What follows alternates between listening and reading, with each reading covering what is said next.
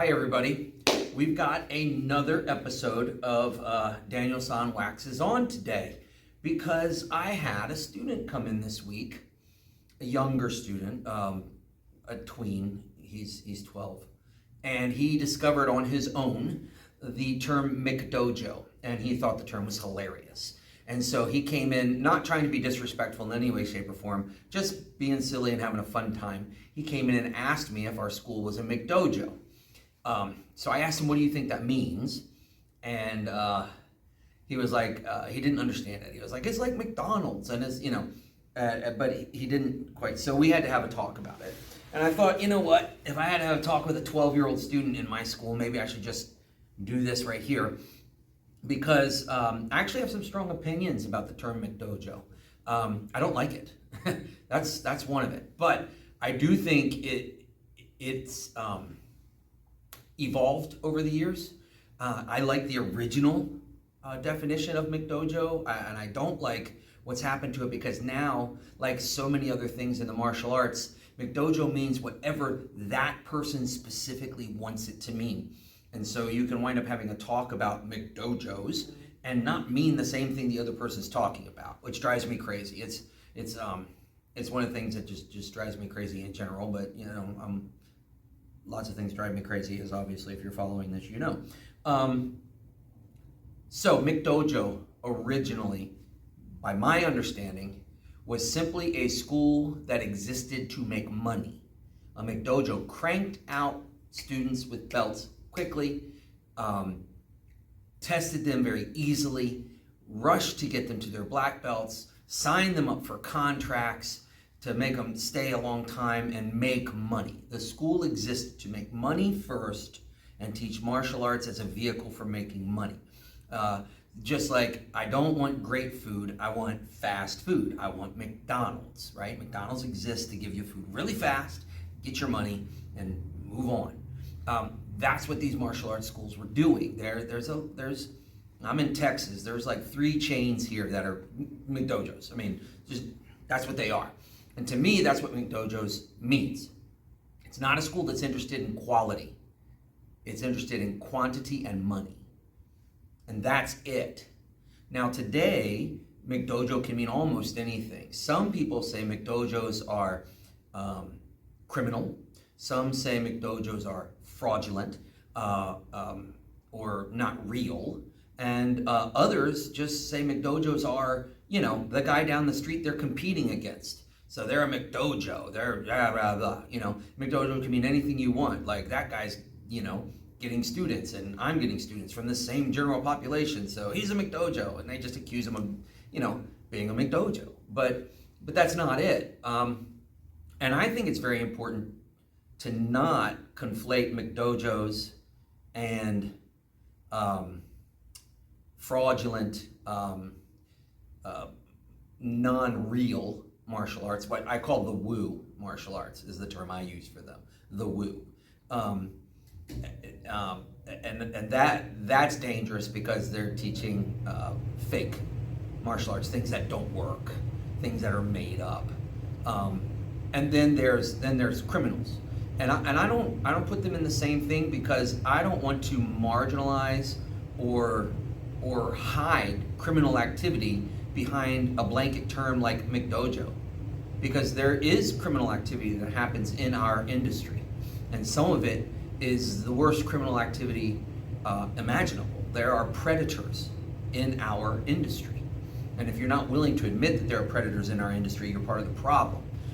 We have owners of schools and teachers of martial arts schools have a duty to absolutely positively protect our students, and we have a duty to speak up and speak out and actively police ourselves.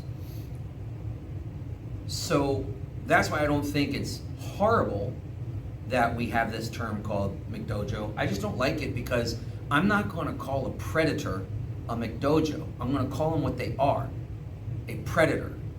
Okay? I'm not going to sugarcoat that. A predator is a predator. Okay?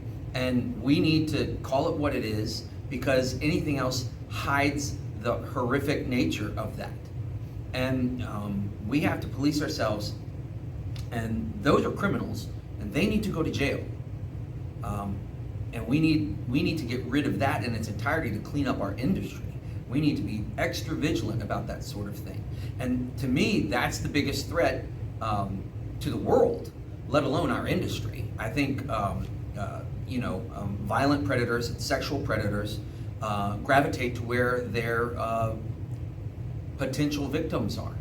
And that's why you have predators come into martial arts programs and try to open schools and become coaches and become, the classic coaches, teachers, clergy, where they have access to their victims. That's where they go. Well, we have access to children. So some people in this industry are predators, and we need to find them and we need to put them in jail. That is not a McDojo.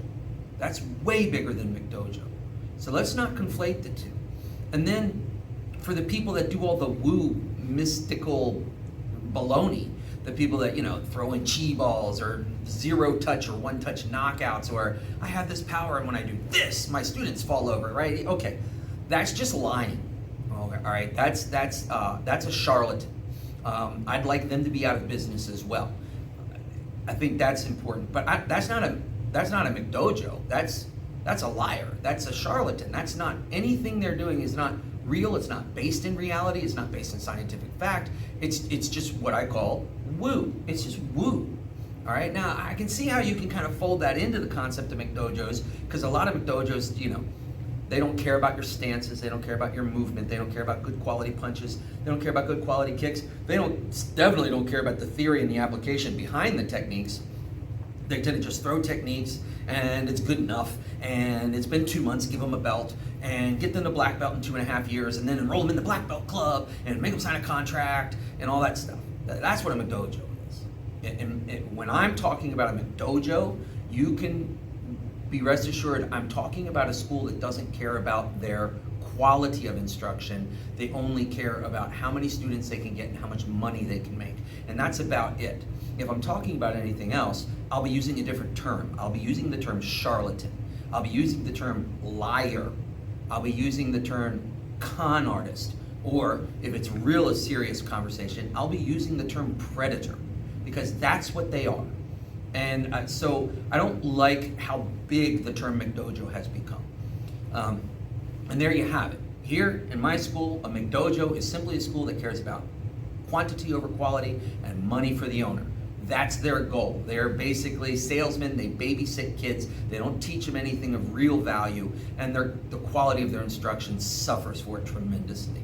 And I don't think you get a whole lot out of those schools. I think it's pretty much just a waste of your time. But that's not quite the same as a charlatan teaching lies or criminal stuff, which is a whole different conversation in my opinion. So there you have it. Another Sayaji Daniel-san waxes on, but this is a serious one. I think there's a big difference.